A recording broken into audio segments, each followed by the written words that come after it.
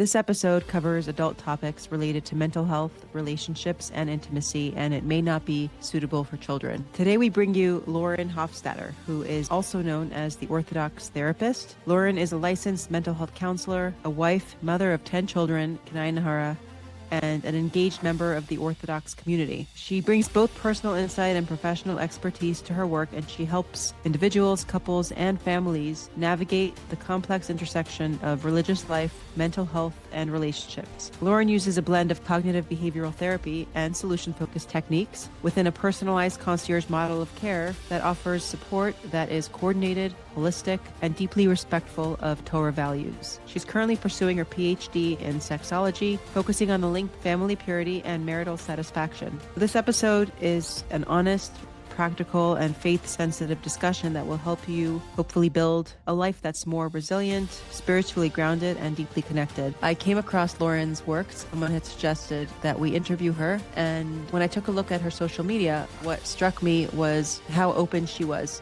to tackling topics that are taboo. Some of the topics we brought out may not resonate with, and some you may. Not all these topics exist in all religious communities or secular communities. It's really things that come up in both. Our guest is an Orthodox religious woman, and she really is inspiring in how much she juggles and her accomplishments and how many people she helps. When Ida pointed her out to me, I also felt it was really cool to see how she's very open in topics that people are very skeptical about even touching upon. And to interview a religious woman who has accomplished so much and who became a therapist while having a large family. She has 10 children. She manages to juggle it all, even though you'll see she's very honest about some days it's hard, but she does it. And looking forward to hearing this conversation and getting your feedback. There's some really interesting ideas discussed in this conversation. I just want to add, because we do touch upon the mitzvah of family purity within the conversation, and family purity is a beautiful mitzvah that can enhance your marriage. And, perhaps we will do an episode on that at a later point that is touched upon within the episode. This episode is sponsored by David's Cruise Line, and this is the cruise line that Ida and her family just came back from. Ida, can you tell us a little bit about it? Yeah, of course. So I had never been on a cruise before this one. We went on a river cruise, which was very different. I discovered is very different from an ocean liner, I think it's called, like one of those big ships. And it's just amazing to be able to go to places that we can never otherwise go to because we have no access to kosher food there. So places like, oh my God. Where did you go? You've been to so many places you can't remember. What was it called again? The Amalfi Coast. Oh my God. You went to the Amalfi Coast? Yeah. I've been dreaming about going to the Amalfi Coast. Yeah, it was just breathtaking. It was a breathtaking place. I haven't been to the Amalfi Coast. I'd love to go. Yes, tell us more. Yeah. Best part was that we had access to high-end, high dining, kosher cuisine, and the food was delicious, and it was so nice to be able to get back on a ship and then have dinner waiting and breakfast, lunch, dinner, and food all the time. And you don't get seasick? I actually do. I get motion sickness very often, but I didn't because it's such a. I think it's the 5th largest ship in the world. There were 6,000 people on board. I mean, it was like there were throngs of people, and it was just different from anything I'd ever experienced. But the kosher dining room was separate. It was beautiful, great service, and there wasn't so many kosher people on that cruise relative to how many people were on the boat. So 6,000 people on the boat. There were probably like 200 kosher people. And you stop every day, like you stop one day at the Amalfi Coast, one day somewhere else. It went. We started off, it started in Rome, it went to Barcelona, it went to different parts of Italy, many beautiful places, and definitely worth checking out David's Cruise Line to see where they go, because they join several different cruises around the world that go to different places, and check out where they're going and when, and whether it's something that can work for you. Certainly worth it. I would love to. Thanks for sharing with us. And this episode is sponsored by them. Yeah. I met David on the cruise. He was there, and he was very excited about partnering with us and doing this sponsorship. Okay.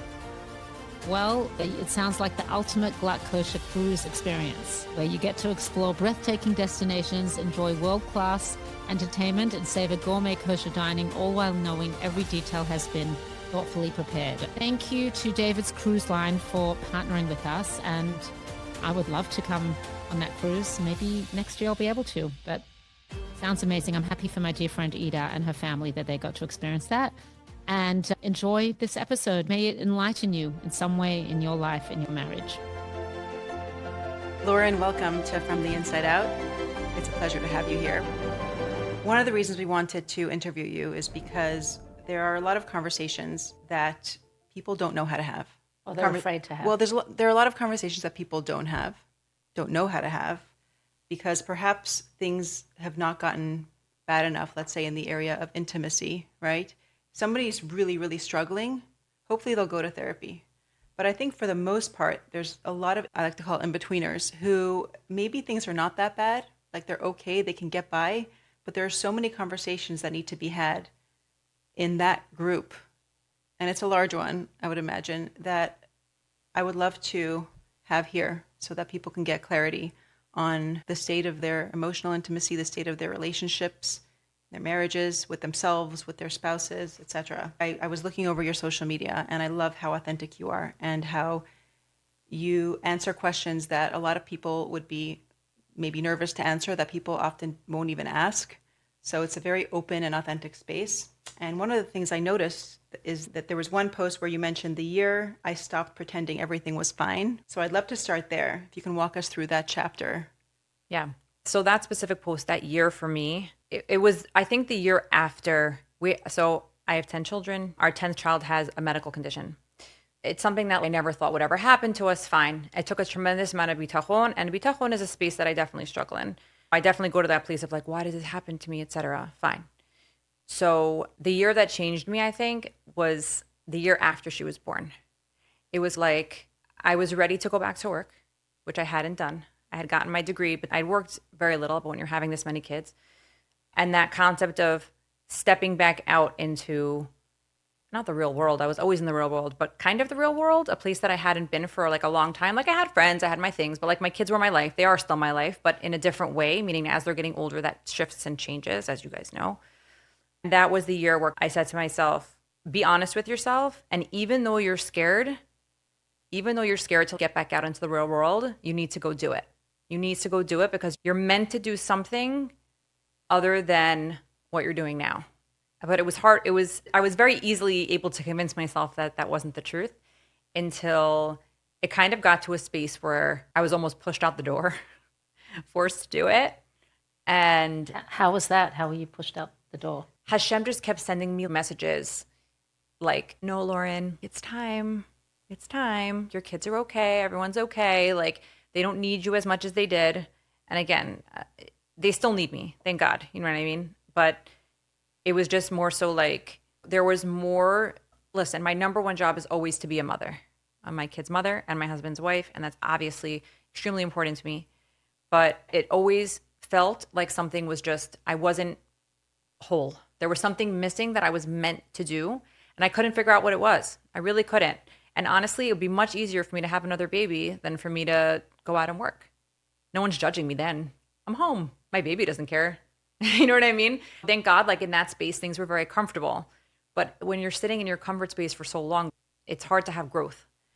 So that's kind of what shifted in my brain. And it was so hard. It still continues to be hard. It still feels sometimes for me a little bit disingenuous. You know what I mean? Like, I know it's really important to be a mother. I know it's really important to be a wife. How do I balance this? How do I make sure that that's still my priority? Which of course it is, but it's hard. Being a woman is just, it's hard. And that balance is a really hard balance to, every day you wake up and it's a balance. For sure. Because the priority is to be a mother and wife, and then you want to feel whole and have your own self-fulfillment. Exactly. So how did you go out there and balance it? Like, is it a daily thing for you? No, it's a daily thing for me. It's definitely a daily thing for me because I have a big family. They all have such different needs. It is definitely a daily balance for me of trying to figure out, because I'm a therapist, I do give 100% to my clients. Meaning whoever's sitting in front of me gets 100%. Usually, I hope. That's my goal. When it comes to your family, this is also part of the problem. When it comes to your family or comes to your husband, it's very easy to pick up the phone. Oh, I'm listening to you. I'm listening. It's okay. I'm listening to you. But are you really listening? I don't know anybody that could really, I used to say I could multitask. I can't. I don't know. Maybe I'm getting old and I can't do it anymore. I don't know. But I don't think anybody's really focusing when they're focusing on something else. So that's also part of it, is being able to really give attention and focus to the task at hand, whether that be I'm in the room with somebody and it's a client, or it be my child who needs to talk to me about her play date. That work-life balance is hard. I think it's hard for any mother. Yeah, I think it's hard for everyone. I mean, there's this idea that you grow according to the weight that you carry.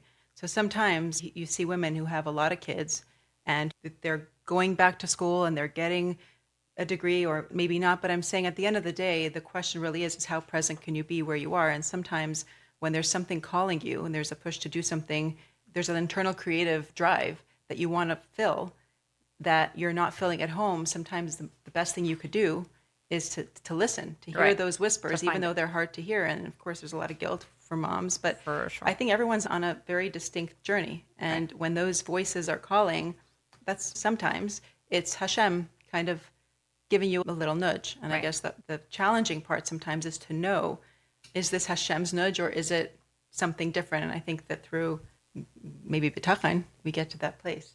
It's also probably some days you feel like you do have it together. Oh, yeah. And some days it's like 1 minute I'm not being present here, I am being present there. But I think that someone who doesn't have a large family can go through that too. Oh, for sure. No, some days it feels like I'm me. I'm like my authentic self. I'm being and some days it's like, oh my gosh, who am I?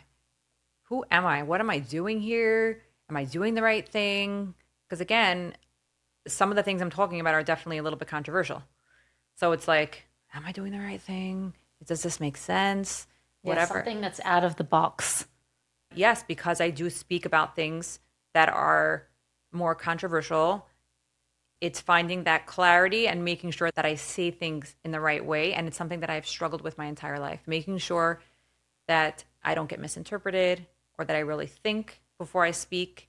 The clients that I work with, I tell them from day one, if I say something to you that feels off or feels like it's not you and it's not authentic, please tell me. I'm not the expert in your life. You're the expert in your life.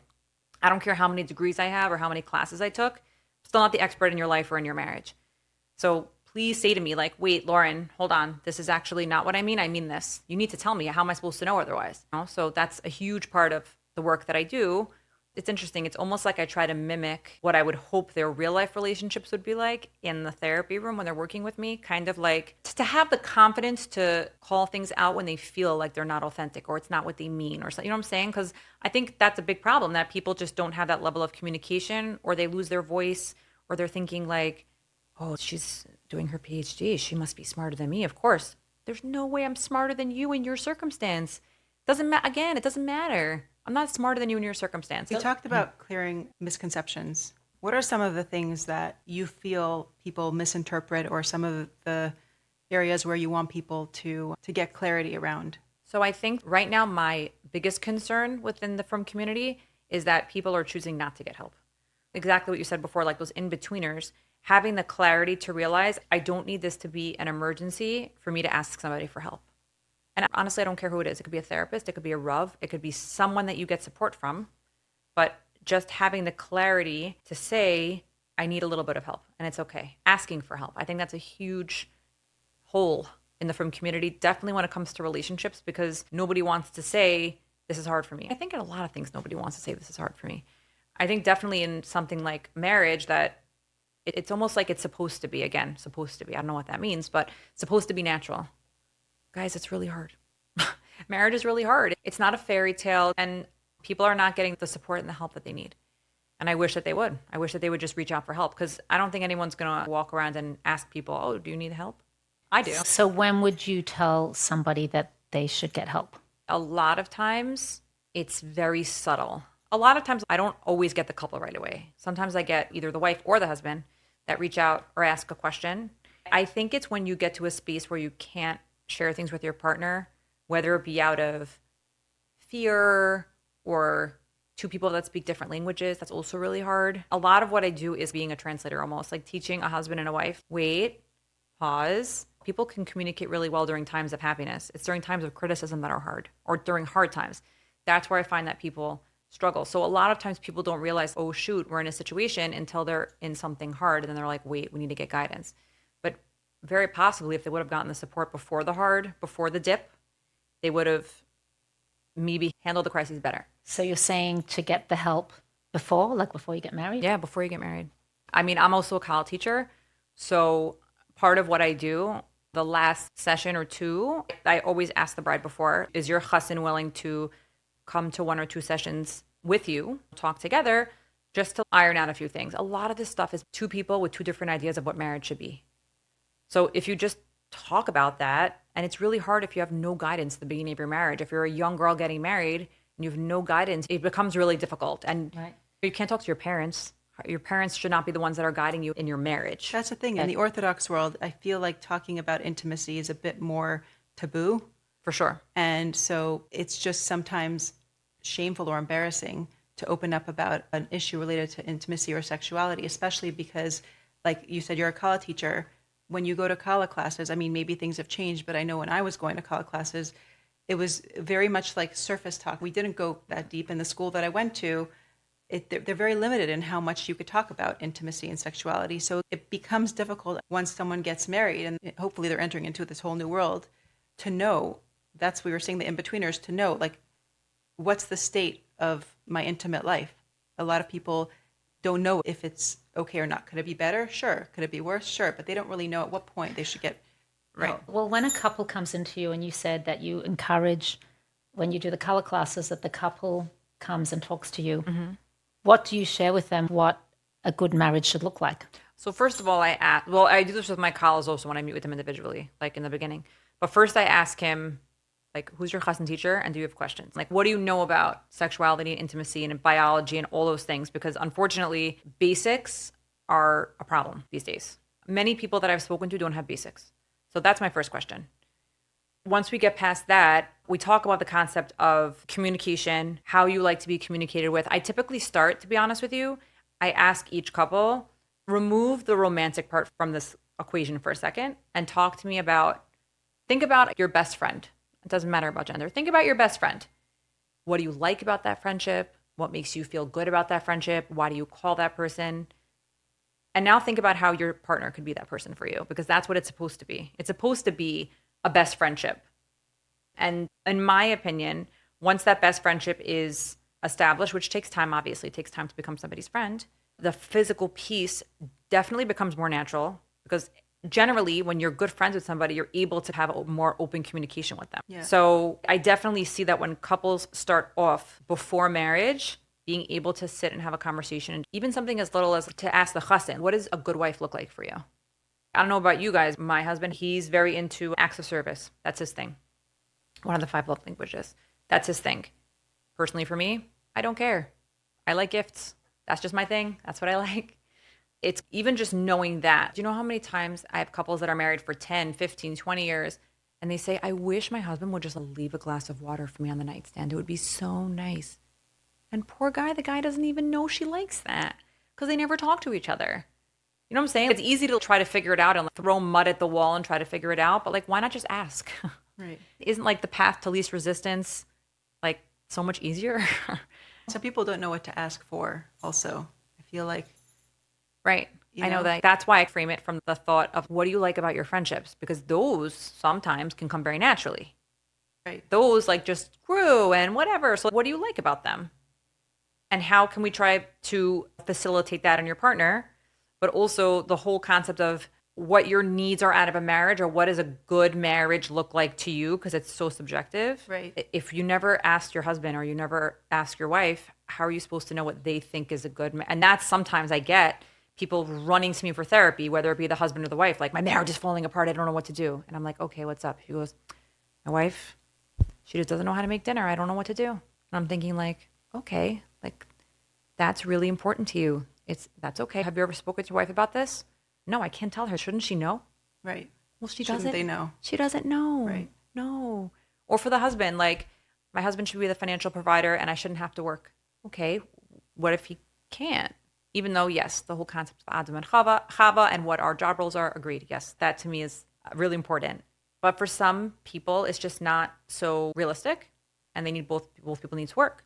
Do you feel that people's expectations are too high? Like I heard Esther Perel once say, she's a very famous amazing. couples. Yeah. I And love so her, she yeah. talks about how We have a whole checklist of things that we want from our spouse. They have to be our best friend, our most intimate partner, the buddy that we confide in, and so many different roles that people back in the day used to have different people to fill those different roles. Suddenly now we have one person trying to fill all of them. So what are realistic expectations, or what are, like, if we could choose the key components of a good marriage / relationship? Like, if we're not having this whole checklist, let's say we're choosing the 3 most important ones, what do you think they are? The 3 most important to me, for sure, are being able to talk to your partner in a way that they can understand you. Because I could definitely say that there are times where I have 2 people sitting in my office, and one will say something and the other partner will just like roll their eyes. And I'm like, wait, like, what did you just hear? And they were like, I heard X. It was totally not necessarily what the person meant. So that open communication, patience with your partner, trying not to take what they say and like explode in your body. Because again, once you're married, let's say you get married 18, 19, 20, later in life, okay? You have all these things that have happened to you, right? And how is your partner supposed to know? They say, I don't know, anything, and it like sets something off in you that has nothing to do with them, but you're not even thinking about that. So having patience with each other, for sure. So communication, patience, and respect. Definitely respect. Knowing what the word respect means to your partner. Again, it comes back to communication. I'm very into open communication when it comes to these things. But respect can mean one thing for one person and another thing for another. I definitely find that within the Orthodox Jewish community, a lot of men say, I just want my wife to respect me. But their wives have no idea what that means. They really don't. They genuinely don't know. For some guys, it's don't ever scream at me. I feel like when you raise your voice to me, it means you're talking down to me. And again, by the way, typically it has nothing to do with their wife. Maybe they were screamed at as a child. Maybe they were screamed at by a Rebbe in yeshiva. So many different things. But for them, when somebody yells at them or raises their voice, it is a sign of, wow, this person disrespects me. And while it might not be their wife's intention, but again, everybody comes with their backpack of stuff, you know? How would you define respect? There's a general definition of respect, which to me would mean treating the other person in a way that you would want to be treated. Would be respect. That's actually, I think, spot on. You mentioned love languages before. So when couples have different love languages, the goal generally is to love your partner in their language, not in yours. Correct. If you love gifts and your husband loves acts of service, he needs to kind of get out of his comfort zone. Not needs to. No, but that's exactly what it is. And it's more natural for my husband to love me in the way that is easiest for him. It's very easy to love your spouse in the love language that's easiest for you because it's comfortable. Right. And I think it's the same when it comes to respect or anything else. If you want your spouse to respect you more, that's sort of your maybe language of love. So perhaps, and I'm just saying perhaps, if you started to respect your spouse, I wonder what would happen. Meaning someone who's saying she doesn't respect me, in a way, is not really respectful of your spouse to make this comment or whatever. I just wonder if the same types of rules apply in general across the board in relationships, where the thing that you want most is something that you have to do for your partner. Well, then you'd be respecting their wishes or what makes them tick. Right. But when you say across the board in relationships, you also mean friendships. Yeah. Right. Yeah. Meaning that I think that's the mark that people are missing. That yes, I talk about intimacy, but I also talk about relationships. And relationships are not only marriage. Relationships are your relationships with your friends, your relationships with your kids, and a lot of times your family, your extended family. A lot of times the spaces that you're struggling in one relationship might be across the board if you really think about it. Oh, that's interesting. Yeah. Because I was going to ask you, if somebody is struggling in an area in their marriage, let's say with connection, can they fill that piece with someone outside the marriage, like a close friend? So they can, but here's the problem. The line gets very blurred in terms of what's considered emotional infidelity. It gets very blurred. There are certain things that, yes, I do think that it's extremely healthy for spouses to have friends and friendships, etc. But if you start giving over that level of emotional availability to another person in that deep of a way that you're supposed to be giving to your spouse, I just think it's really hard. That's interesting. I never heard it put that way. Like emotional infidelity can apply with a female friend of a woman. It can if you're sharing things with them that you should be sharing with your spouse. Yeah, or you should not be sharing with her. Right. Meaning there are many things that I'm sure for all of us that our husbands share with us that are not something you should be sharing with anybody, meaning it's their personal thing. That is sometimes part of the problem. Someone's going through something really hard. They have no one to turn to. Maybe the husband has shared something with them, or it's something that they feel that they're lacking in their marriage, and maybe it's because of their husband, or maybe it's because of them. They haven't identified it yet, but they have no one to turn to. Right. And so they're turning to a friend, but maybe it's not appropriate. I think that also comes with maturity. When you get married really young, I also got married very young. It's a problem because it should be something that's just known. You know what I mean? It should be, yeah, you don't share personal things about your spouse with anyone. Right. But some people don't, to the extent that they don't share anything with anyone. Correct. Right. And then they're like stuck in a rut. They should go to a therapist. They should go to a therapist. Or if it's a woman who doesn't feel comfortable speaking to a Rav, they can speak to a Rebbitzin. Find somebody that's their purpose. It's meant for them to have that conversation. But I also think that there should be a world where you can tell your husband, like, hey, I'm really struggling with this. I need to talk to someone. Are you okay if I speak to Rabbi X? Are you okay if I speak to Rebbitzin X? Do you think it'd be better? Like, you can ask your spouse's opinion. Just because you're having hard conversations and it's private conversations, I think two healthy adults that are going through a hard time can also agree that sometimes you need support. Can you share an example? Like, what are conversations that are most difficult to have, do you think, from the clients that you see? Definitely anything that comes with any kind of like physical or sexual dysfunction. It's very hard. I've seen quite a few cases of girls suffering with pelvic floor dysfunction, but not knowing, which I think this dynamic is shifting. But I don't know why this concept of intercourse should hurt for long periods of time is okay, because that's a sign of a real medical condition. And again, it comes with that shame of like, my body doesn't do what it's supposed to do, but it's not something that can't be remedied. And it's Baruch Hashem starting to become more public now.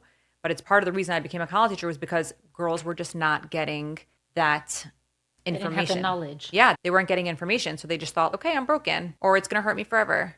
Or I've seen tons of people that even after having a baby, that they're struggling and everyone says they're fine. So sometimes it's psychosomatic and then we have to deal with that end. But sometimes it's very clinically a physical problem. And again, it's one of these conversations that's kind of taboo and no one's talking about. Or even after you have a baby. Nobody told me after 7 children that maybe if I want to keep like my organs inside my body, I should probably do something about that. No one told me that. I had to figure it out by myself. Baruch Hashem, I'm fine. But if somebody would have said to me, this is normal, you should go and do something about this. It's not normal for X to happen. It's not normal for Y to happen. I would have very, very, very likely done something after I had my first child when I was 21. And I know Meretz Hashem for my daughters, I'm going to do things differently, I hope. What would you do for your daughters? So my oldest daughter is 18. And already we've started having a little bit of conversations about this type of stuff. I'm not so open with my kids that it's inappropriate, but I am open enough with them that they know they can ask me. My older kids know what I do. From 13 and up, I would say. They know what I do, 13 and a half. And they know they can ask me questions. My kids 12 and under, they don't really. Actually, today they asked me something about having a baby. And I was like, where is this even coming from? But the truth is, I'd much rather them ask me because they for sure heard it like on the playground in day camp. And like, I'd rather them ask me. I told my kids that you can ask me questions, but it's not for your friends. This is a private conversation between me and you. I said, I don't even want you talking to your younger sisters about it. I don't want you talking to them about it. When it's their time to know about these things, I'll talk to them. It's my conversation to have with them. It's not for you to have that conversation with them. So if you were having a conversation now with a 13-year-old, can you share how you would talk to them? Maybe for parents listening who have kids in that stage who want to be able to talk to their kids but don't quite have the right words. Like, how do you talk to a 13-year-old? Okay, a boy or a girl? Girl. Okay, so I'm just assuming that a boy, maybe I know you're dad supposed would speak to the boy. boy. It would be great if that was that, if the assumption was there. Okay. Like if that was actually happening. I definitely find that sometimes for couples that the husband is kind of looking to the wife to be like, okay, like I know I have to do this, but can you help me? They're not going to ask necessarily because they feel like, okay, it's my job. I have to talk to my son. Right. But sometimes they need guidance. So fine. A 13-year-old girl, typically I would start off the conversation with, we need to have an open conversation regarding intimacy. Typically at that age, I don't really talk about intimacy. Actually, that's not true. Scratch intimacy. About puberty. What does that mean to you? And thank you, Hashem, in my kids' school, they do teach them in 5th grade. They have the class, they have a rebbitzin come in and they talk to them, so they have a concept. I don't think that girls that age need to know anything about the physical part of intimacy. I don't think that they need to at that age. From Orthodox Jewish girls, I don't think it's necessary. That answer shifts if we're talking about kids who are more modern or kids who are not Jewish or things like that. Young 13-year-old girl, I would say we're going to have a conversation about periods. Most 13-year-old girls by that stage know what that is. You have to know your child. Right. If they don't know what that is, you need to ask questions or ask what they do know so Right. you can guide the conversation.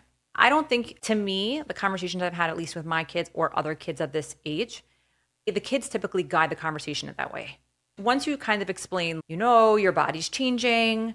I think it's time that we talk about this. Again, I don't think you need to talk about it necessarily. If your daughter is not showing any signs of puberty, I think you can wait until your child is mature enough to understand. Again, I don't think it's a necessity to talk about the intimate part of the physical changes at 12, 13, 14, even 15. I would think maybe 11th So which and 12th. age would you? I would think maybe 11th and 12th grade, maybe even the end of 12th grade. So what would that conversation look like? So I could tell you what it looked like for me. What it looked like for me was they had a Rav teach us the halachos of Taras Mishpacha, and we were allowed to ask questions. People definitely asked detailed questions, etc. It was not the type of questions I'm getting on Instagram. The more detailed sexual questions, it was not the type. And Baruch Hashem, for my daughter who just graduated the second semester of senior year, that's what they did. They taught them a little bit. She still has questions. And when she comes to me, I answer them. Meaning when she has questions, I answer them. But I do think that if it's the type that these girls are going out after SEM or after senior year to get married, that they should be learning it at that point. I would imagine that in a seminary classroom or like a high school classroom, usually most of the girls would be too embarrassed to ask certain questions. And then you have like the one or two, the ones who are less shy or less embarrassed to ask, who ask the question. And everyone else is like, oh, so have you asked that? But it even happens, that would even happen with a group of married women. Yeah, One I know. second. It starts there. You don't advise people to give their daughters a whole summary or a whole No, class. I don't think you need to give full detail. I think in the beginning, that first No, I'm initial... saying in 12th grade, because you're saying it's better that you saying you I were think never it's going to informed. elicit questions. No, I was informed. I went to a modern Orthodox high school. I was Right. definitely informed. That was not my issue. What I'm saying is I definitely see that girls that are getting married right after seminary that have no information, it's causing a problem. There needs to be a space where they can ask questions and that the information is okay and that they know it's safe. So that you were saying earlier, it shouldn't be with a parent, it should be with someone else. No, the early conversation about physical intimacy, I'm saying post-marriage, and I've seen it happen in both directions. It gets really uncomfortable if the wife, let's say, is talking to her mom Right. about physical intercourse. Yeah. And it gets It would really be better uncomfortable. to talk to someone else. Exactly. But I'm talking about before they get married as a preventative. Where do you think girls should go to? To their mothers, to No, they a could go to therapist their, no, get- they could go to their mother. It depends on if they have a close enough relationship with their mother, they should have that conversation with her. If they can, I think it's getting better, Baruch Hashem, but I know in my day, I don't think I could have had that conversation with my mom. Like it was not a thing. Like girls weren't doing that 20 years ago. They weren't having these deep, intimate conversations with their mom about sexuality. They weren't.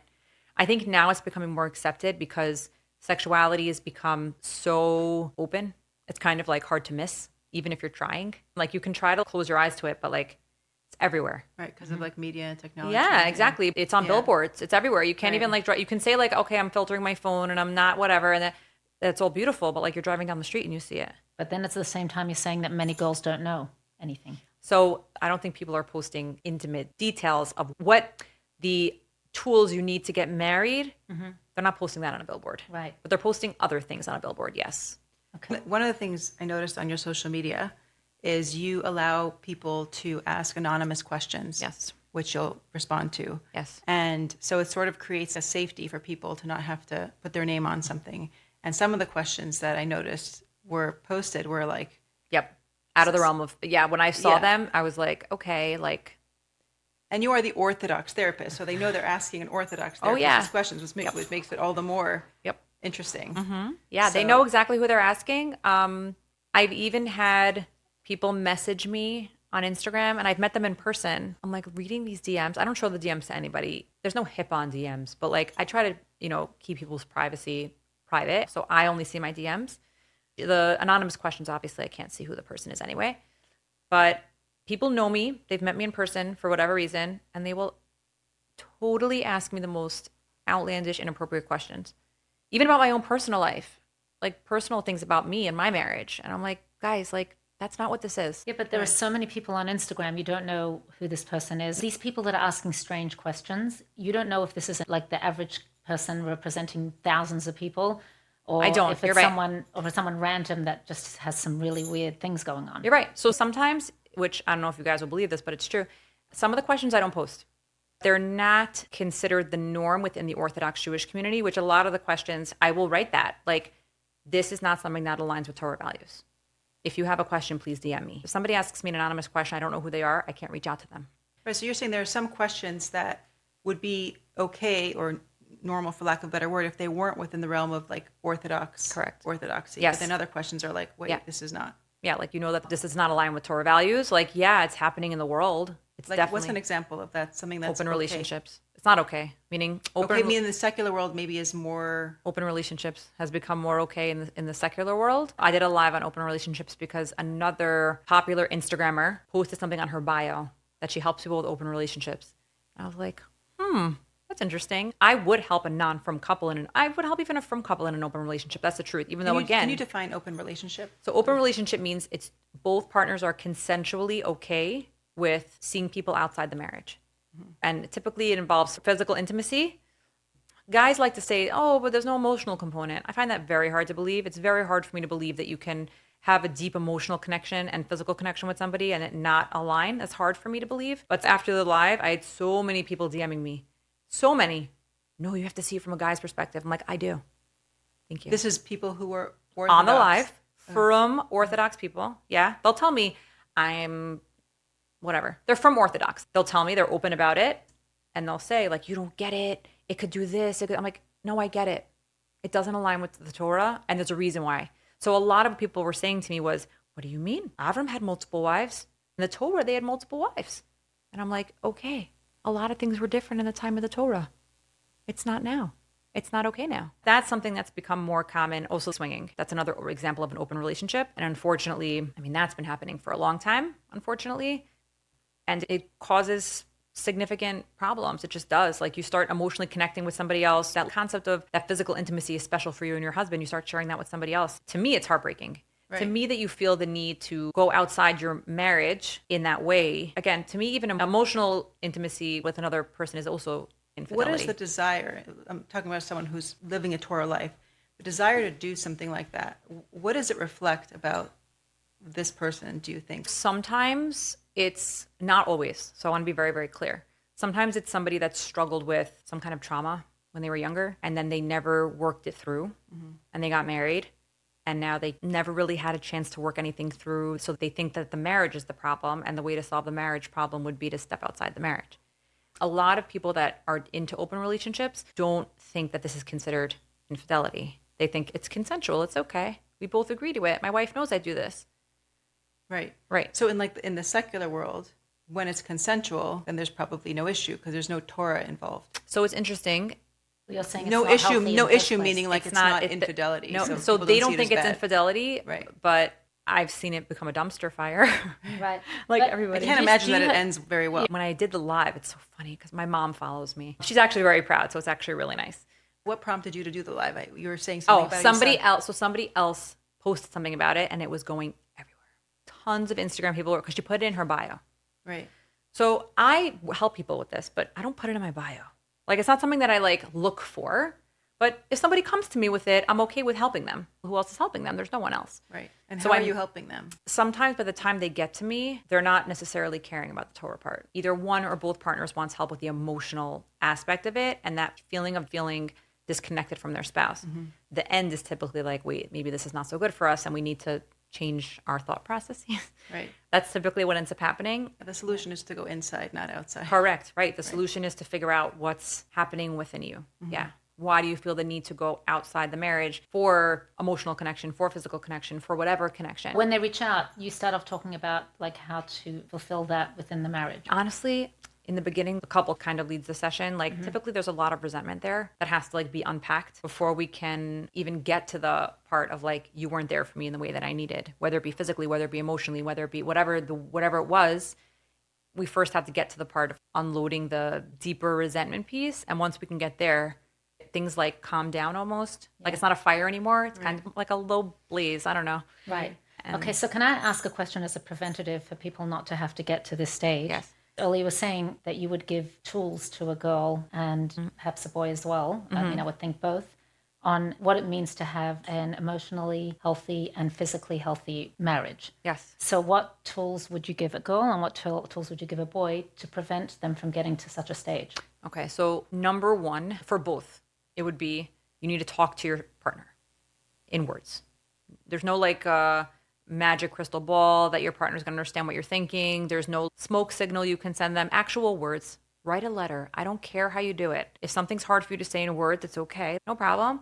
Figure out a way to communicate with your wife or your husband. Right, you tell them that before they get married? Yeah. Mm-hmm. Yes. You'd say, if you're ever not feeling emotional safe or okay or physically satisfied. Yeah, physically satisfied for sure. But like you were saying, sometimes people don't know if it's them or if it's, you know, right. But you can still share it with your partner. You right. can still say like, this hurts. You think it's normal? To share with them, I'm not feeling how I would think I want to feel. Yeah, for sure. Who else are you supposed to share it with? And then you can have that conversation with your husband or your wife of like, oh, maybe we should try something. I don't know. Right. Ask So someone for help. Before they get married, you would tell them, if you ever feel like you are physically not satisfied or emotionally, tell your partner. Tell your partner. Or, I mean, my callers know they can always text me or call me and we can have a conversation. Because a lot of times, definitely when it comes to physical unsatisfaction, it's hard for either spouse, honestly, to share with their other spouse. Meaning it's hard for the wife to share with her husband, I'm not so physically satisfied, this is not great. And it's hard for the husband to share it with the wife, like, this is not going how I would hope. Because you know, it's a huge misconception, actually,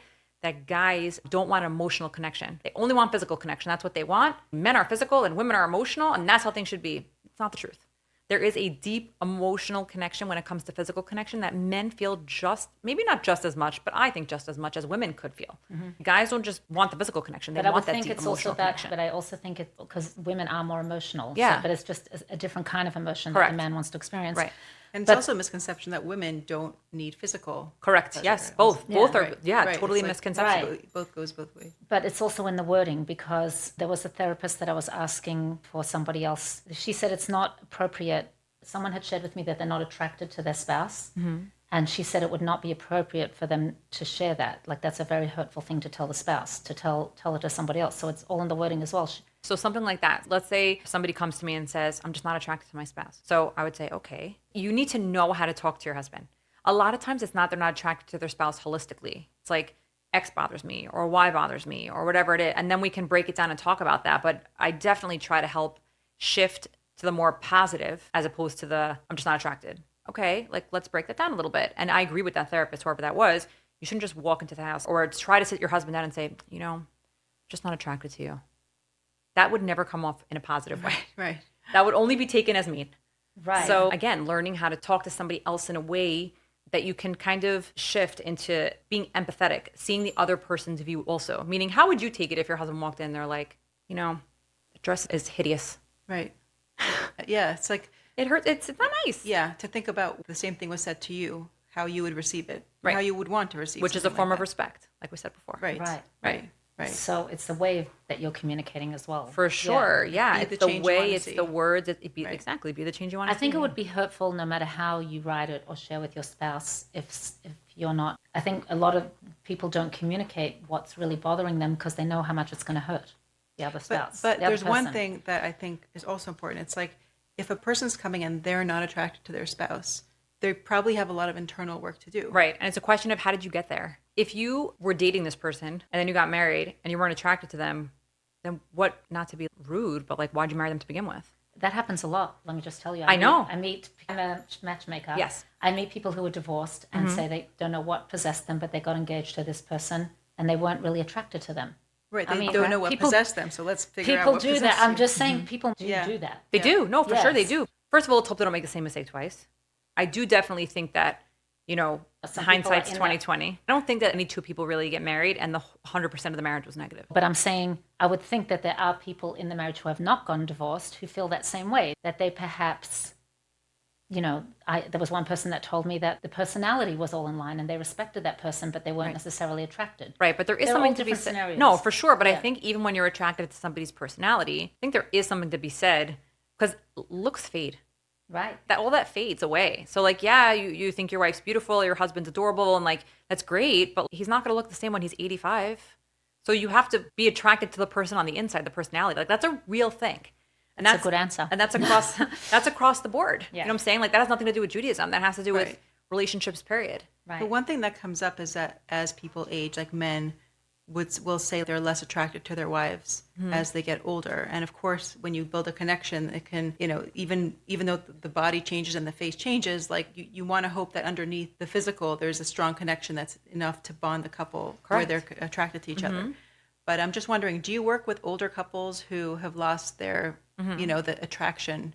Yes. And I don't want to just say from men towards women. It could be women towards men also. No, but I'm both. saying, It happens to be that when you said it, the couple that I thought about now was actually the woman towards the man, not the man towards the woman. They were married for over 30 years, and she realized, like, what the heck am I doing with this person? This is not normal. Like, why am I here? She's like, I have no physical attraction to him. I don't know why. I don't know what I'm doing. And also came from a space where she didn't know that she should have, like, a spark with someone. She didn't know. Like, she thought, like, okay, you get married and you Well, that's what I'm whatever. trying to say. There are people who just didn't think it through. So, you know what's interesting? maybe they don't know what they're looking for. But I think at this day and age, it's different. I mean, you tell me you're a shadchan, like a matchmaker. I definitely find out things that I'm hearing, meaning I'm not in that space yet, but I have friends who are also matchmakers. And I definitely find, if anything, the opposite. Like, if the person doesn't feel a spark, they're like, nope, not for me. It's gone the other way. People Exactly. are very quick to say no now. Exactly. Yeah. Right. So I don't see that as much. That Wait, they have in-betweeners again. Yeah. In-betweeners. right. So I think you're spot on, Ida, that the people that I'm trying to help are those in-betweeners. That means the people that... Are not 100% sure that they might have an issue, but maybe have questions. So how did you help this couple? Yeah, the one that she was just saying wanted to leave after 30 years. Yeah, so that couple, it got really, unfortunately, not great. We didn't really touch on this, but one thing that is very important in a Jewish home is the concept of taras mishpacha and mikvah. She had decided that she wasn't going anymore, and it was not going to be a thing, that she would not go to the mikvah anymore.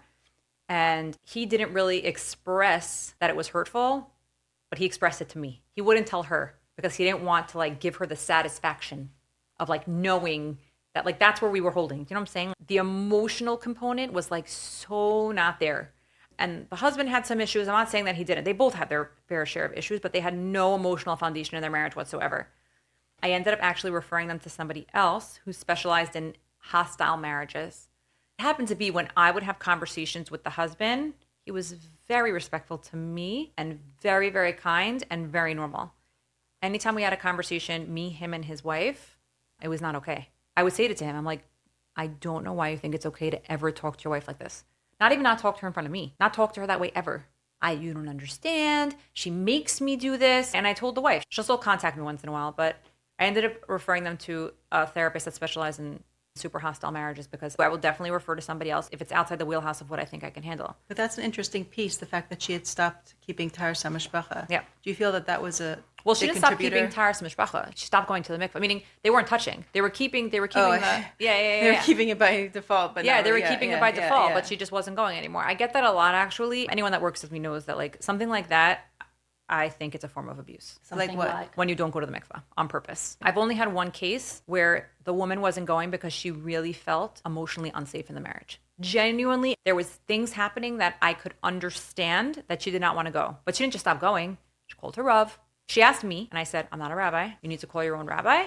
There are some of our listeners who have never been to the mikvah. Okay. And it is a beautiful thing. It's beautiful, and it could be so spiritual, and it becomes like cyclical in your marriage. That was what I was telling Ida before. That's part of what I'm doing my dissertation on, is the concept of taras mishpacha and marital satisfaction. Because that's what I was told as a girl. Keep these mitzvos because it's going to bring a certain level of spirituality into your marriage. Would you ever, like, as a therapist, let's say prescribe, for lack of a better word, for someone, let's say, who doesn't keep it, to start keeping it so that they can improve their marriage? So you know what's interesting? It started becoming a thing. I forgot out of which country. I think like Sweden, like the Netherlands or something. That they were telling couples to start sleeping in their own beds. Always? Like, I think it was similar to taras mishpacha. Right. I'd have to find the article. But when I saw it, I think another therapist who specializes in relationships and intimacy had posted it. Like, look, guys, like. But mikvah is a spiritual thing, and For sure. But it does make it sense. separates. But that's not why we do it. We do it because bringing Hashem into our life, like it is For sure. a mitzvah in the Torah, but it also makes sense because it is good to have these breaks in between. For sure. But I'm saying, the main thing is that it is spiritual. Correct. Yeah. No, for sure. The main thing is that it's spiritual. Unfortunately, in that space, what I have found is that this next generation of newly married girls are having a hard time connecting with it. because they just think it's hard. I should just not touch my husband. Right. So what would you say to those people who are no longer connected to mikveh? Or girls who are getting married who don't feel inspired to go to the mikveh. What would you say to inspire them? Okay. So it's interesting because when I started taking my Kala class, it was a really long Kala class. And I told the Kala teacher that taught it, I'm like, this was harder than my PhD. It was really hard. The test was hard. During the second class, I raised my hand and I said, hey, so exactly what you're asking. What do you say to a new bride who thinks that this is dumb? And she's like, well, do you ask her if she keeps kosher? And I said, okay, like, fine. And she's like, it's the same. I said, why is it the same? She goes, it's a chok. We don't understand why we have to do this, but it's the same concept as keeping kosher. Hashem put these rules in place for a reason, and sometimes we do things because we're told to. The concept of mikvah is different. There is an extremely spiritual component to that. What would you say now? I would say that it is something that's a chok that you might not fully understand, but that whole concept of being clean and the mikvah preparation and letting that water come over your body, like there's a special intimate connection there. And the bottom line is, like, when life gets busy and things get hard, you're forced to kind of focus on yourself. Like for me, somebody with 10 children, like when I have to do mikvah preparation, it forces me to slow down my life. I can't really do anything else. And I have to focus for a few hours, where a lot of times, even if you have no kids, even if you're newly married, or for whatever reason you didn't have children as you get older, whatever it is, you're kind of forced to slow down your life and focus on yourself. It forces you to do that level of self-care that you might not necessarily do. Besides the fact that there's a whole spiritual component and you're able to connect with Hashem in a different way that you might not necessarily have been able to. And what would you say is a beautiful, like what stands out to you, something inspiring about the spiritual component? So for me, the concept of like going from tameh to tahor is really special. Impurity to purity. Right. Typically what that looks like would be you have a period and then you have to wait 7 days and have 7 clean days from when you had a period. So on that 7th clean day at night, you go to the mikvah. So what that looks like, the whole concept of mikvah preparation would be you have to bathe for 30 minutes. You have to shower. You have to make sure you're really, really clean. A lot of people hold that shaving your legs, etc., like all of that. Plus, like making sure your nails look clean and your toes look clean and all of that stuff that you might not necessarily shift the focus on and think about on the day-to-day basis. You wouldn't think about it. And then that night, you go to the mikvah. You have to like schedule it. Like you have to be scheduled. We can't just like walk into a mikvah and be like, hey, I'm here. So it's kind of like scheduled on your calendar. You know when it is and you know that this is time for you. So a lot of women, they choose in the waiting room, they say Tehillim, or they do something extra that they can connect to Hashem. Some women don't, and it's fine if you don't want to. There's a spiritual component, but it's also a chok. So the point is not necessarily to have this deep spiritual awakening every time you go. The point is that you do it. For me personally, because I have such a busy life, it forces me to slow down and I have no choice. It's not a conversation between my husband. If I have to go to the mikvah X day, he knows, like, I'm on duty. Right. I got to do what I got to do because she has to shower and bathe and do this. It's and like get her non-negotiable manicure. self-care. Exactly. It's non-negotiable. Exactly. Right. So plus you get that added level of spirituality infused of that concept of I go from being impure, which is during your period and those 7 clean days, to being pure again. And then I can like have this intimate physical connection with my husband again. The space that I see most people struggle is the prohibitions in terms of like passing things and that type of thing. Right. But it was actually funny. I saw somebody posted a reel about this, about like, my wife's going to the mikvah in a few days and she passed him a fork and he was like they accidentally touched hands. But like, that's the whole thing. These types of things should feel special. And yeah, like after 30-ish years, because once you stop having a period, you don't have to keep doing this. Right. It maintains that level of specialness in your marriage.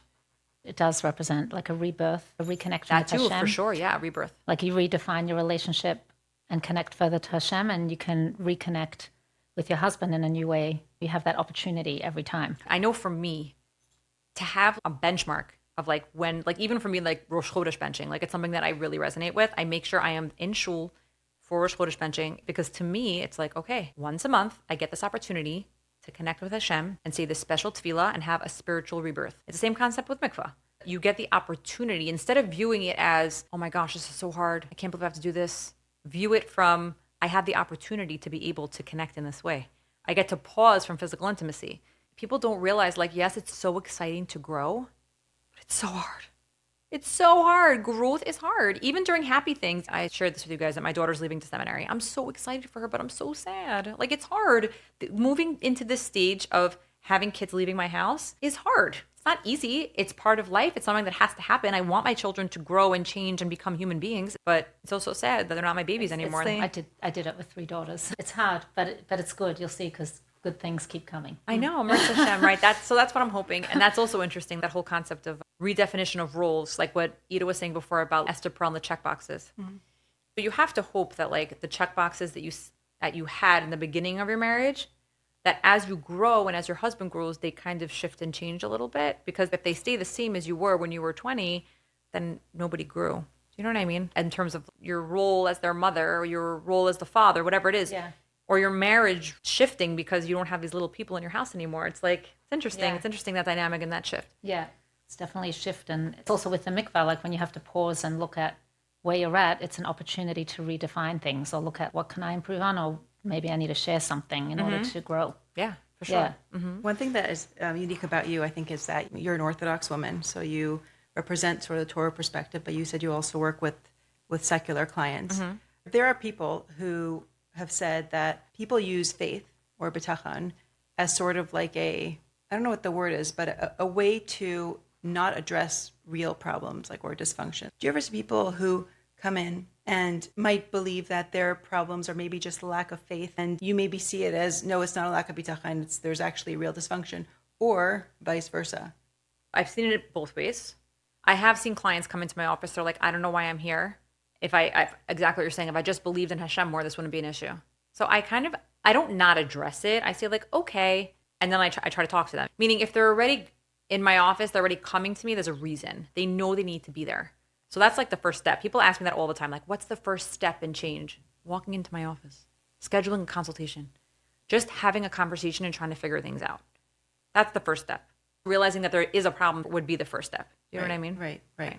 Yeah, so you're saying if they're there, they know there's a problem. And even if they want to say like, I'm saying, I wish I had stronger bitachon. Okay, so let's work at it from that perspective. Meaning a Jewish Orthodox client sitting on my couch and they'll ask me a question. I'm like, okay, you're here knowing that I'm a Jewish Orthodox woman. Sometimes I'm like, well, do you want to hear the Torah perspective on X issue? Because there is a Torah perspective on most things. Again, I'm super transparent with my clients. If I don't know the answer to something, if they ask me something that's so outside the realm of what I might know, I say to them, listen, either we can ask no one and have a frank conversation and talk about it, or you can ask your Rav, or I can ask mine. But I'm again, there's no way in the world I would know every single thing about everything. It's just there's too much to know about this topic. Where do you see conflict between Torah values and modern therapeutic models in your practice? Most of the therapeutic modalities are old, meaning they've been around forever. I personally am very solution focused. I think solution focus is very much in line actually with Tanya, which is about focusing on your strengths, on what's working, right? Like solution focused is about focusing on where you have it right as opposed to where you have it wrong, right? Yes, but also kind of getting to a solution. Right. Instead of coming in and saying, my life is so sad and I have so many problems, what am I going to do? Coming in and being like, okay, I have this issue, but let's try to figure out an answer to the problem. Yes, the whole positive thinking piece is really, really important. And I do think that does align with Torah values. There's no world where Hashem wants us to be sad all the time. You're saying instead of someone going through talking about all the problems and getting stuck there, you're very solution-based, as in, I want to bring a solution to the table. Well, yes. I never want a client or a couple to feel that they can't be vocal and transparent and say everything they want to say. So a lot of the time, for sure for the first session, I usually say very, very little. Usually it's like, hi, I'm Lauren. How can I be helpful? Very, very few people say that. How can I be helpful? Sometimes they're like, what does that mean? They don't even know what to say. That's typically, honestly, something I say to spouses all the time. Do you find that when you ask that question, they don't even know they don't know what they means. need? Yeah, no, they don't know what they need, for sure not. They definitely don't know what they need. Where does everyone stop? With thinking about that. And for some, it's so anxiety provoking. They've never been given the permission to think about themselves or what they might need. Never. For whatever reason. They grew up in a big family and they were the oldest and they always ran the house, or whatever the reason. They've never been given that time to really think about themselves. And sometimes they'll come back the following week. They're like, this was really hard. I couldn't do it. I'm like, it's okay. Let's talk about it. That's kind of where I go into shifting. Like if they really can't think about it, what do you like from your friendships? What do you like from your relationship with your sister? We try to talk it through a little bit. Right. Yeah. I heard someone mention, and again, I don't remember where I heard it, the good wife, bad wife idea. It's like, what's a good wife? What's a bad wife? A woman might come in and say, I'm such a good wife. I do everything my husband wants. I give in to him all the time. But then is that really what a good wife is? No, it's giving to your husband in the way that he needs. That's why it's so hard. There's no real definition of what a good wife is. Right. That's why I think it's so hard for people. Right. It's something that's so custom to each person. Yeah, but there's also this idea of Azar Kenegdai, right? Like knowing what you want is a huge part of being in a successful relationship. Right. And being a good, I'm saying being a good wife. You mean knowing what you want or knowing what the spouse wants? Both. Yeah. Getting your needs met is as important as getting your spouse's needs met. Right. For sure. Yeah. But if you a lot never of people don't know that. Right. Let's say as the wife, I want my husband to be able to meet my needs. If I never sat and thought about what my needs were, is he just supposed to figure it out? Right. That's part of the problem. If nobody ever taught either person to think about, okay, this is what I think my needs are out of a marriage. This is what I think my needs are out of an intimate relationship with another person. How is my spouse supposed to figure it out? Right. And that's what I tell couples when they come back and they're like, okay, we were able to think of one thing that each of us needs. I'm like, perfect, that's great. We need to think of more because I can't imagine only one thing that you need from your spouse. But if you couldn't think about it and it was so hard for you and so anxiety provoking, can you imagine how hard it is for your spouse? They really don't know what you need if you don't know. Right. So that's also where I see the disconnect, where people forget, like, wait, like if I don't think, like it's almost like they expect their partner to like go figure it out. Right. Like how many times have you heard that? Like, just figure out what I need, figure it out. No, it's not a thing. Right. It's not a thing. And also it's like, yes, figure it out, but I think people don't even know what they wanted. Even if the spouse could, let's say, figure it out, there's a lot of people who just simply don't have clarity around what it is exactly that they want. And something as simple like you ask your husband to go to the supermarket for you. You say, can you just get some orange juice? Something simple, okay? He calls you 10 times. Why? Which brand of orange juice? Where's the orange juice? How big of a container of orange juice do you need? Are we using this for a recipe or are we drinking it? I don't know. There's like 43 questions about the orange juice. So even something as simple as that, if you don't communicate in words with your partner, how are they supposed to figure it out? And then you just get frustrated. Like, why can't you figure out the orange juice? Right. Well, how's he supposed to know if you didn't tell him? That's a good example. But do you hear what I'm saying? Like, how are you supposed to know? Yeah. Or he comes home with the wrong orange juice. You're like, oh, I don't like this one. I like Tropicana. You're like, well, you didn't tell me. Right. You just told me to get the orange juice, so I got whatever I saw. You know? So I think anyone who sent their husband to the grocery store can with understand a what I'm list saying. that's not like specific totally gets it. I have to literally say like turkey next to X. Yeah. Like literally in aisle 2. To me, that would be an example of Ezer Connecto. Why? It's not meant for him to be in that store. It's just not. He doesn't know how to shop in a supermarket. Like, and it's okay. It's not meant for him to be there. He doesn't get it. If I need 2 things, fine, I can send him. Right. I don't know what it is. It's just overwhelming. Right. Yeah. Something like that's overwhelming. But again, something like a big business deal would be overwhelming for me. I don't do that. Right. You know what I'm saying? Like that's something that's my husband's thing and I don't do that. And we each have our own strengths and that's it. So yeah. Yeah. I think also maybe sometimes we do know what we want, but we're like expecting them to figure it out. Mm-hmm. But to be expressive, like even let's say a birthday, like I would like to go out with you for dinner, to actually say it instead of just being like, well, I hope that he's just going to say we're going exactly. out for dinner. No, but so many things like even I would like for you to buy me this specific gift because it's what I want. It's on my wish list. Right. Nothing wrong with that. It took me time with that specific thing. I started sending my husband like, these are 3 things I would like. Pick one. Right. Because honestly, he doesn't get it. I mean, yeah, could he ask one of my kids? Sure, he could, but he might not. And if I really want something, then okay, I should ask. You don't lose romance by having communication. I have a friend who put together a book, like an album, with her wish list. A bunch of different things that she loves, and she'll like occasionally update it when she sees something. And she gives it to her husband? He has it. Uh-huh. It's such a help. Like it's now smart. he doesn't have to think about what to get her, especially if an album with a wish list. It's like she bought like a proper scrapbook, and she scrapbooked all her favorite. I mean, things. I'm excited about myself that I have a shared note, like literally with my husband. How many years are you married? 19. We were 19 in June. Oh, nice. Yeah. Happy anniversary. Thank you. Yeah, Baruch Hashem. But we were together for like a year and a half on and off before. I met him in high school, and then I went to Israel, and then I came back, and then it was a little bit back and forth. But yeah, we knew each other for quite some time. Is there like a piece of advice within your field of study, like intimacy, marriage, relationships, that you ascribe to or really stuck with you? Stop thinking that your husband is going to read your minds and your thoughts in any stretch or imagination, no matter how long he knows you for, because it's not happening. Right. I think as you're married for longer, it actually gets worse, that part. Because you're married and you fall into this comfortability with your spouse, and it's like, what do you mean? We're together for 20 years. You don't know that I like, this happened yesterday. You don't know that I won't eat tuna if it's touching the locks. Right. And he's like, what are you talking? I'm like, how do you not know this about me? Like, I wasn't It's mad. the one thing he doesn't know. No, but like, no, I mean, whatever. But it was just like so funny. I'm like, how do you not know? He's like, what do you mean? There are different sections. I'm like, no, if it's near it, I won't eat it. He's like, I don't know, Lauren. Like, why I don't know that about you, I don't know. I think it's nice actually to come in with a sense of newness to your relationship where you feel like my spouse will never fully know me. And then you have that element of a mystery where it's actually a good thing. So when it comes to like these types of things, like I don't like when my food touches each other, it's okay. Right. When it comes to bigger picture things and you're Right. like, wait, like, how do I not know this about you? Not great. Right. I've had that Got it. before. I've had people call me for consultations and they're married for 25 plus years and they're doing things in their marriage that should not be happening. And they asked me my opinion and I said, I really think you should talk to your wife. It happened to me a few times and all the times it was men.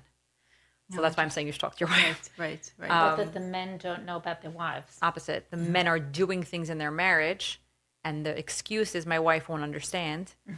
But it doesn't make it okay. It's happened to me a few times and I have the same answer every time. I'm happy to help you talk to your wife, something I can help you do. But I think you called me because you know what you're doing is not okay. Right. So whatever it is, it's such a spectrum of things that people have called me for. They say it's because the wife doesn't understand who they are. Whether it be having an emotional relationship with somebody else, even to the spectrum of like physical intimacy, but something maybe that's outside the realm of what somebody was raised Orthodox would consider normal. And the conversation that I've had a few times with different things is, you don't understand. I've tried to talk to her. She doesn't get it. And I'm like, okay, I'll help you help her get it. It's okay. We'll figure it out together. I'll help you help her understand what's happening. Sometimes they call, they make one appointment and they're like, okay, like they'll just give up.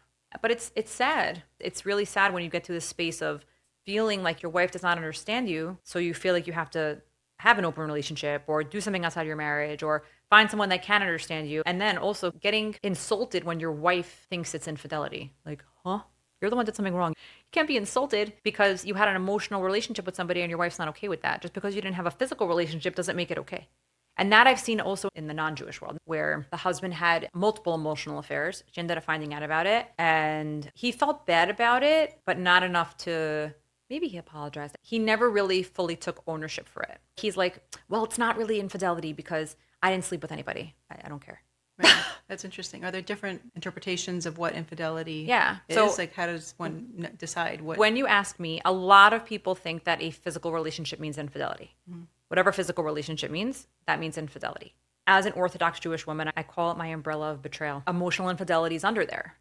Now, the way that the DSM, the diagnostic criteria, works is that neurodivergency now has an umbrella, and one side of the umbrella is autism, and the other side is ADHD. But I would never put ADHD with autism, but that's what they do. But it all falls under the umbrella of neurodivergent. So something like an emotional affair, it might not be as bad as a physical one. Definitely halakhically is not as bad, but it's still in that umbrella. And there's still a reason for the other partner, whether it be that the woman had an emotional relationship or the man had an emotional. I've actually had both situations happen where the woman had an emotional affair, the man had an emotional affair, emotional infidelity. And it's not any easier. It's right. Painful. It's still sad. It's still, you made a connection with somebody, whether it be physical or emotional, you made a connection with somebody and they're both bad.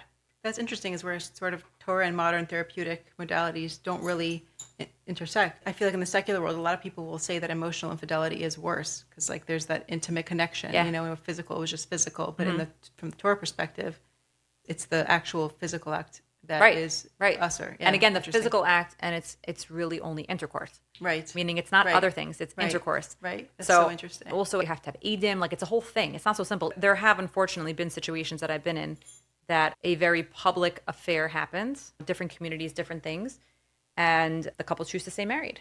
I've helped couples with that before. Jewish Orthodox from couples, that there was some kind of physical infidelity or emotional infidelity, and they don't want to get divorced. They want to stay married.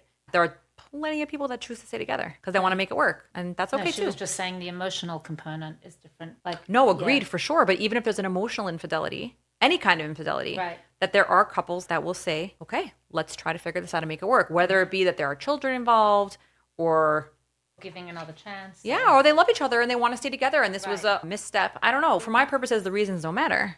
It's more so like, okay, if both parties are willing to work on it, I'm willing to work on it. I'm willing to help you work on it. Yeah. Right. It's interesting what direction this conversation took because we started the conversation saying that there's a lot of conversations that people don't have in our community or don't know how to have. And I feel like this might be one of them because the assumption is that we have this buffer in the frum world where these types of things don't happen. But the reality is that maybe we experience less of these things than the secular world does experience, but we still have these same issues and problems that we need to address. And I think that this is an important conversation to be had, sure. this among others. I mean, it's definitely less talked about in our community, for sure. Nobody's running around saying like, oh, we stayed together after infidelity. Like no one's And doing it's probably less prevalent, but doesn't mean that we shouldn't talk about it. Right. You know, Right. Because it does happen. right. And yeah, people need guidance in that way. I get these types of questions all the time. Like Right. I don't have anybody I can ask.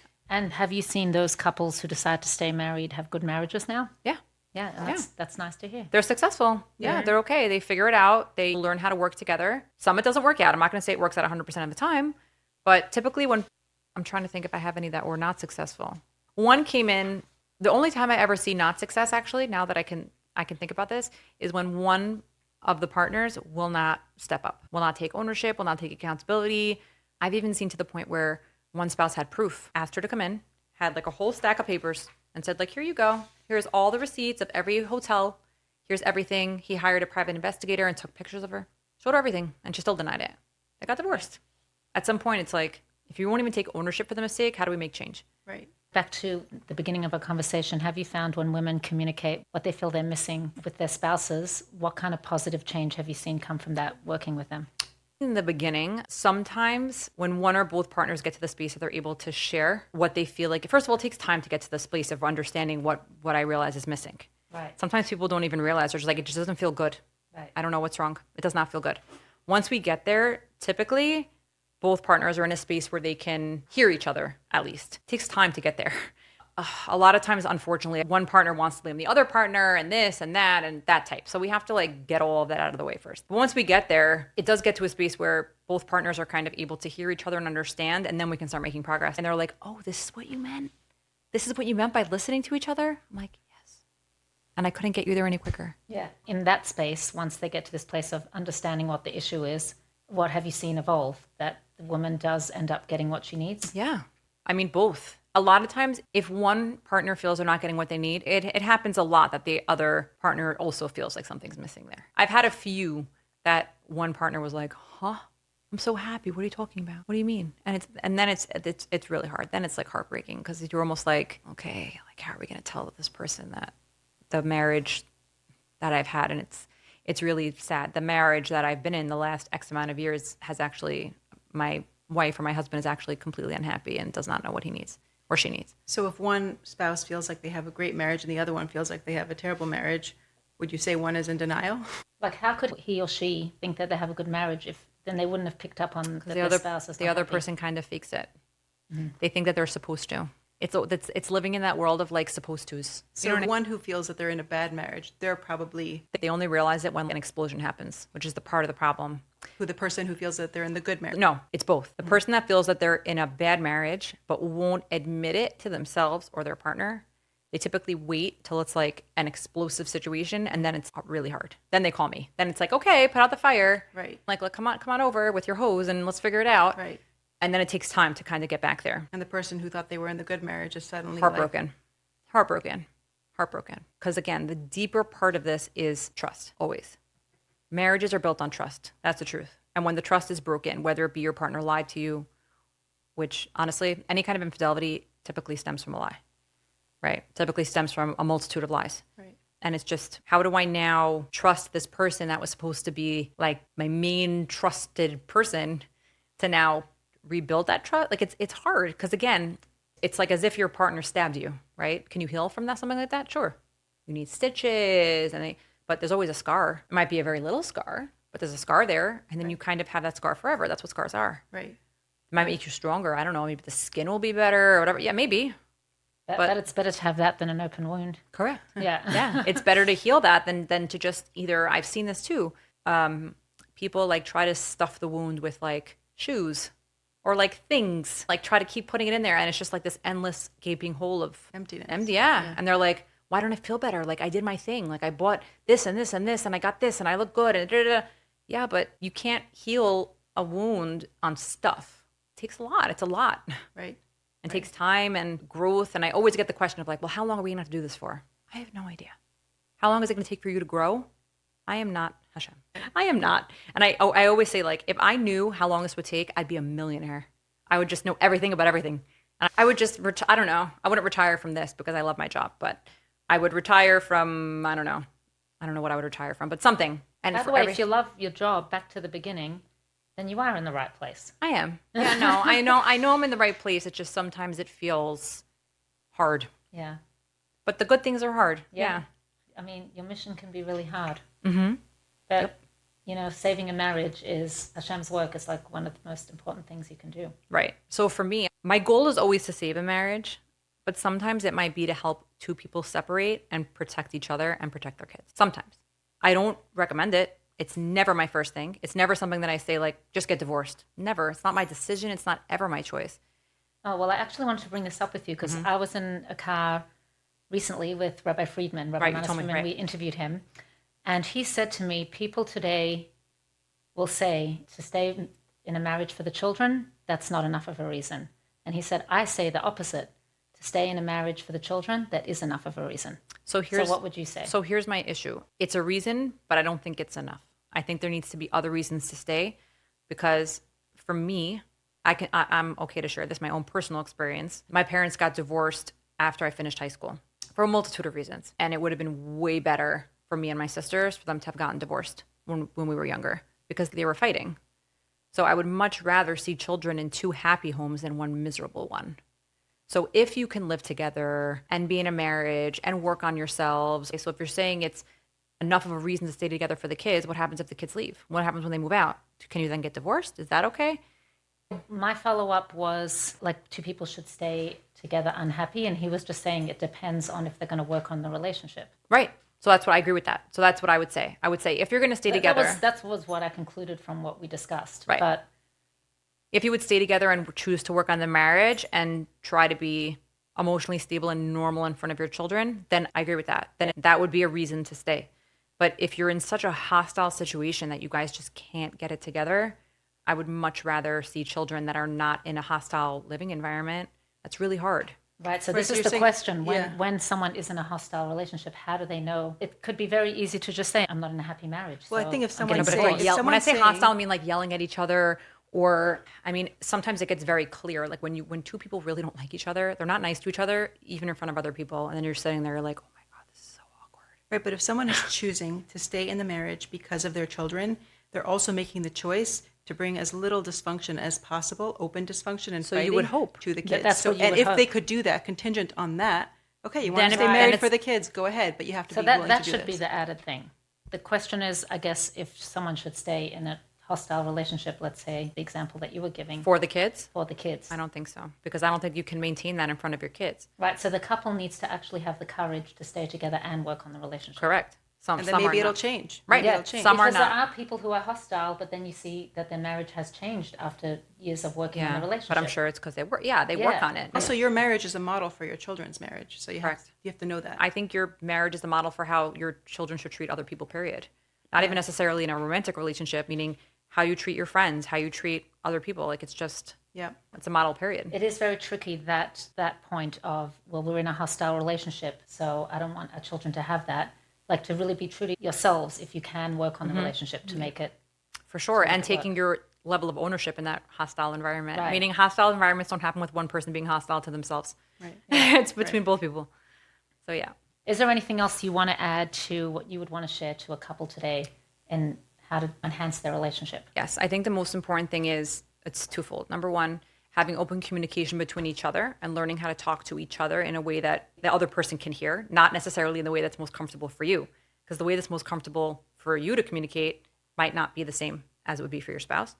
And also getting help in the right place when it's needed. When you start feeling like maybe physically things are not working or emotionally things are not working or something feels off, ask for help. Ask for help. That's it. Ask for help means you can call a therapist. Call a therapist, speak to your college teacher, let your husband speak to his Rav. I've even if you don't know what you need help with. DM me. Yeah, you might send me an email. Like you might all of a sudden be overwhelmed by marriage. It might not even be. And I've seen that a lot also, that young couples that get married and they don't really understand fully. That's why part of what I teach when I speak to the couple when it's a kala, when it's one of my brides, like, what's the expectations in this marriage? Right. Like, what do you view as the husband? What's the husband's role and the wife's role? Yeah. You know what I'm saying? What's your expectation? It's just, I don't think that that's spelled out enough. And sometimes there's just this expectation of like Susie homemaker and like big businessman, and sometimes it doesn't happen that way. And this could happen to anybody. There's the therapist I was talking about. Her name is Hannah Levitan. She wrote this book, You Only Want to Get Married Once, and it's a good book for guidance for dating. And then she also wrote a marriage book now, Are We There Yet? Oh. And she takes 18 couples and how they were really happy during the engagement phase and dating, and then they get married. All of a sudden, they're like, 1 minute, I didn't know this about you. So it happens to most people.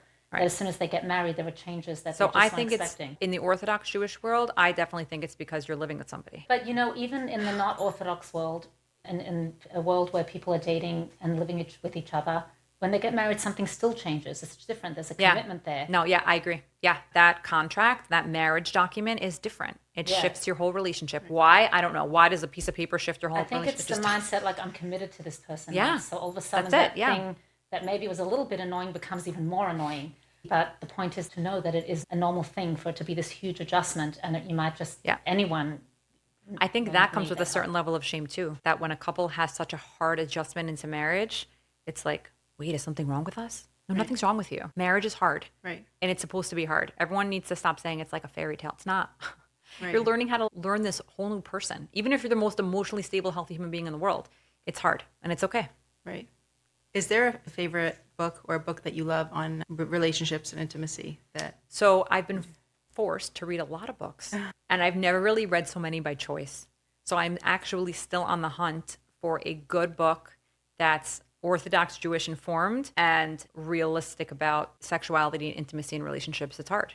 Did you get Rabbi Maybe you'll write it. Rabbi Freeman's Don't Blush Anymore? Oh, doesn't anyone blush anymore? Oh, I haven't. Maybe I will. Yeah, and then that's like an old classic. Yeah, it's a really good old classic. And then there's also Rivka Slonim, who I've interviewed. She has a book called Intimacy. Okay. I think Holy Intimacy. Holy Intimacy. Oh, that one I might have picked up. This one on marriage, this new one, Are We There Yet, is really amazing. That's more on marriage, not necessarily intimacy. Some of it is, Right. But I hope in that book that she touches on intimacy. Yeah, it does. Yeah. So we normally wrap up with a favorite quote or a parting message, maybe a Torah thought, but generally it's a quote. Do you have one?